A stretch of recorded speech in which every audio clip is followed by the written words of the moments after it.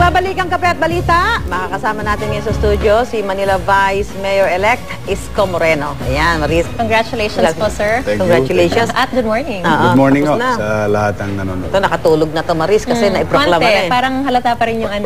Parang may jet lag. Yung nagbago yung... Nakatulog ako kagabi, siguro mga 4 o'clock ng hapon. Tapos nagising ako alas 10, nagising na naman ako, nakatulog naman ako alas 2. Yung... Alam tayo, balintulot yung... parang ano, hilaw yung tulog. Ano, nagkausap na ba kayo ni Mayor Lim? Hindi pa naman. But we tried to send a message to him.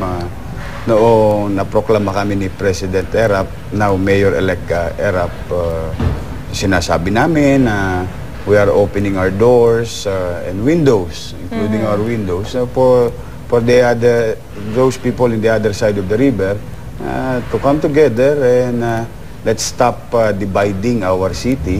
People, yung mga taong bayan ay nag-desisyon na.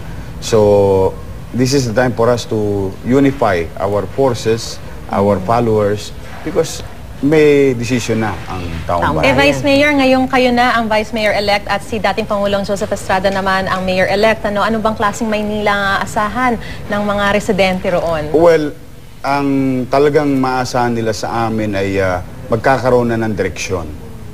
At the very least, ang lungsod ng Maynila.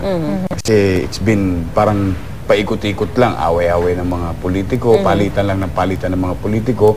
Now, there's a new face of a leader in the city of Manila, and we wanted and we wish na nung araw pa na sabi namin sana may pupuntahan ng Maynila. Ano bang pupuntahan ng Maynila? Well, at least ano aasahan? Yung physical situation ng syudad as bilang syudad. Kailangan naman talaga magkaroon meron kayong makita na sa loob ng 3 taon na kakaiba sa lungsod. Kasi alam mo naman, pag napupunta ka sa The Port, napupunta ka sa Eastwood, napupunta ka sa Pasay, sa Mall of Asia, talaga malaki na yung pagbabago. Yes. Very modern pag kinumpara mo, naiwan. Masyado. Iwan na iwan ang Manila.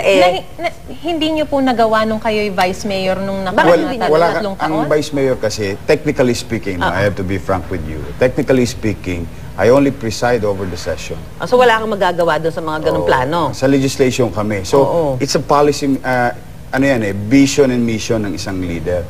So, talagang mahalaga ang partisipasyon o responsibilidad ng isang alkalde hindi lang sa lungsod ng Maynila, sa pangkalahatan, sa buong mundo for that matter, na kailangan ng alkalde talaga mayroong pinatutunguhan na pulisiya. Dire-diretso ba? Di bali mabagal, pero dire-diretso. Saka dapat iisa yung focus nyo. Iisa yung focus. O ito, sabi, seryoso ba si Erap nung sabihin niya na hindi naman daw siya magtatagal? Actually, isang term lang daw. Tapos ikaw na. Ipapaubaya na sa inyo. Siya naman ang may sabi nun.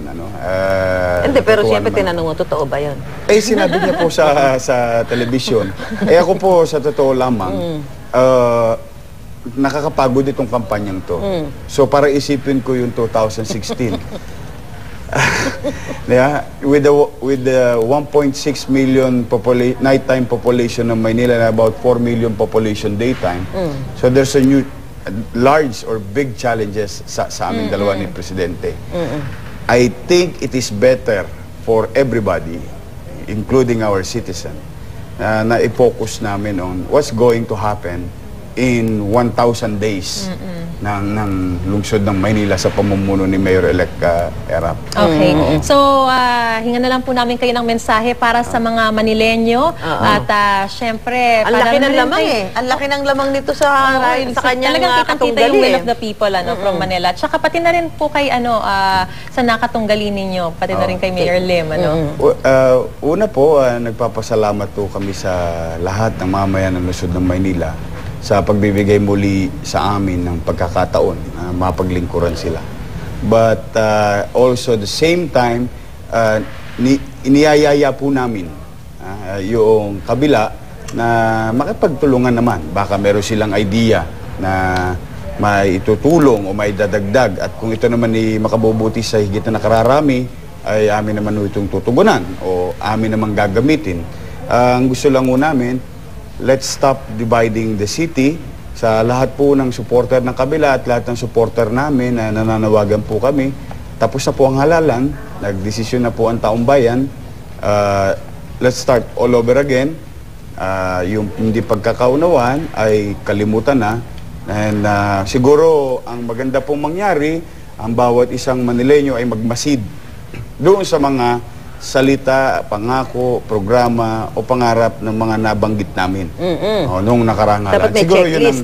yun ang magandang mangyari. Oo, at saka asahan din namin syempre yung hindi, saka tayo din, may napakagandang checklist. Maynila na sinasabi ninyo Mas gaya maganda.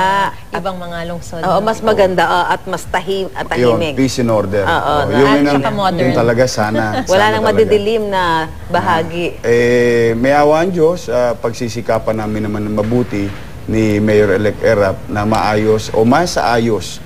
Hindi man namin maipangako yung pag-unlad ng agad-agaran, pero kahit pa paano uusad ang Maynila. At siguro may awa ang Diyos din meron naman mapuntang maayos ang ating minamahal na lungsod. Na kapitolyo ng bansa. Lalo na sa iyo, kung ikaw ang next mayor, di ba?